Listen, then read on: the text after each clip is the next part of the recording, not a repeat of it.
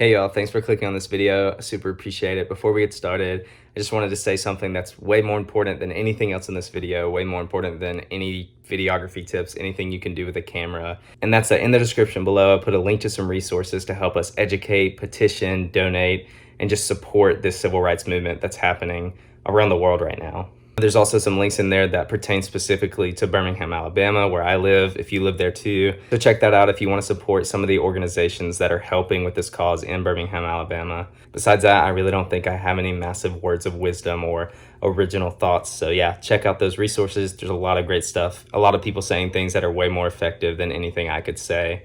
So go spend some time on that, and I hope you enjoy this video. Thanks for watching.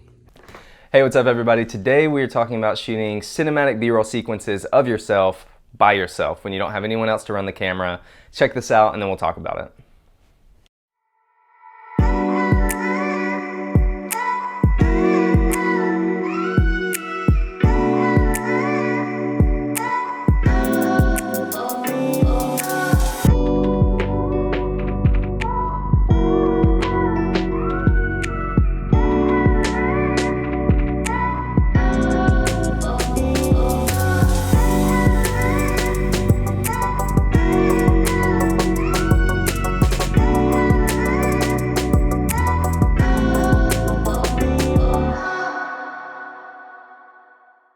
Okay, for the purpose of this video, I'm just gonna say B-roll. I know, like, it might not technically be B-roll. I get it, there's this whole B-roll conversation. For the purpose of this video, I'm calling it B-roll mostly because it does better in YouTube search, okay?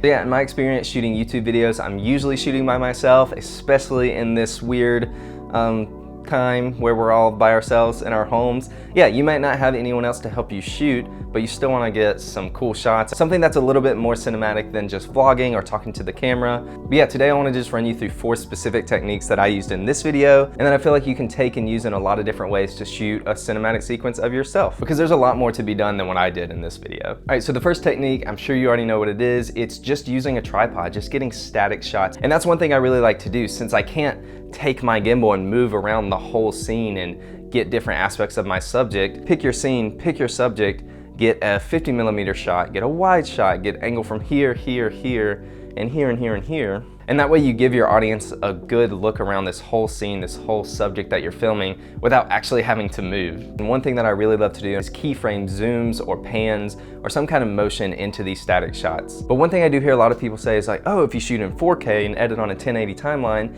then you can do a keyframe zoom or a keyframe pan without losing resolution. And that is totally true, and that is the best way to do it. But if you have a camera that can't shoot 4K or can't shoot 4K at high frame rates that you want, honestly, in my opinion, if you're putting it on Instagram or YouTube, you can shoot 1080 and you can still keyframe zooms, you can still keyframe pans. You are gonna lose some resolution. I guess you just kind of have to weigh that. If you can't see it, I wouldn't really worry about it. That's just my opinion. Okay, so while tip number 1 is probably my favorite and most commonly used technique to shoot video of myself, number 2 is one that I barely do at all and only did once in this video. So we're talking about point of view or POV shots, and I think these are pretty situational in my opinion. I feel like you could really overdo these unless you're trying to do a first person type of piece, which are super sick. I prefer to not do these a lot. As you saw in the video, literally did this one time, but my favorite thing about only doing it that one time is every other shot in the video is some kind of locked off. It's on some kind of tripod, some kind of gimbal. It's very smooth. There's no shake or anything. So I love this shot because I feel like it kind of wakes my brain up with the handheld camera motion. It's like, oh, that's different. It just kind of gives a different energy to the piece. But let's move on to number 3. And this, oh, this is sick, y'all. I didn't know that my gimbal could do this. So number 3 is using the motion control effect on your gimbal. Now I'm not sure that all gimbals have this. I know that my Zhiyun Weebill S has this, and my Zhiyun Crane Plus that came out like 4 or 5 years ago had this. But essentially, just like you keyframe in Final Cut or Premiere, you can set your gimbal to do a keyframe motion. So as I think you can see in this behind the scenes shot, you point your gimbal one place, set a keyframe, do your whole motion, set another keyframe, hit play, and the gimbal will move for you. It'll literally act as a camera operator for you, which, oh, y'all. I'm pretty sure finding out my gimbal had that feature is what made me want to shoot a whole B-roll sequence of myself. It really makes you think a lot beforehand. What do I want this shot to look like? How do I have to time my walking or my moving with the camera motion? As you see in this shot, I knew I wanted the camera to do some type of rotation and I wanted to have a good bit of blocking there, a good bit of action on camera. So it starts over here, I'm writing still, and I time it to where when it's right above me, I'm typing, and then when it's right here, I'm taking a sip of my coffee. Oh, y'all, that was so fun to like bring together. And just like the POV thing, there's so much you could do with this. And honestly, I feel like I didn't even push the limits of this technique.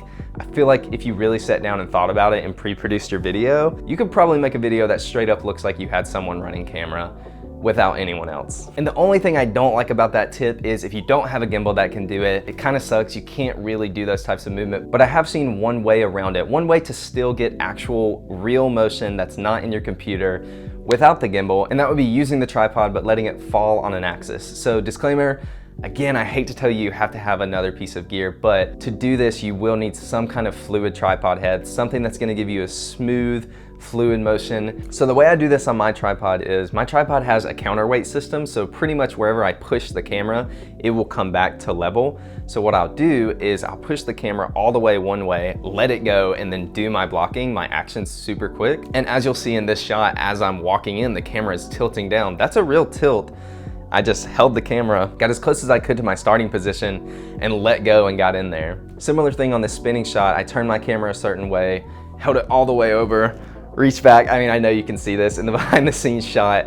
But yeah, it's really fun. It's kind of like a race against the clock. But say you don't have a tripod that has a counterweight or adjustable drag, as long as it has some type of fluid head that will give you smooth motions, you can loosen the axis and place a weight on the bar, and it will do a tilt up. And I'm sure you could figure out a way to do a tilt down. My brain is not working that well right now. So I think the way I'm thinking is I build my base video with static shots, and then I'm like, how can I sprinkle a gimbal shot in here, or a POV shot in here, or this weird tripod tilting thing to make something that has a variety of movements and a variety of shot types. Oh, that's all I have for you today. If you enjoyed this video, if you learned something, please hit like down below. It really helps my channel get seen, these videos get seen, and helps me grow and make more YouTube videos. If you want to see more, hit subscribe down below. Be sure to hit the bell so that you know when I post a video and can watch it and can be like, wow, what a good video. Comment down below what you've been working on. What have you been making during this stay-at-home period? Have you been doing freelance work? Have you made any cool personal projects? Let me know down below. Let's talk about it. Put your Instagram on there so I can see the video. That would be cool. But yeah, I appreciate y'all so much for watching these videos. I really have a great time making them, so it means a lot to me that you would sit here and watch it.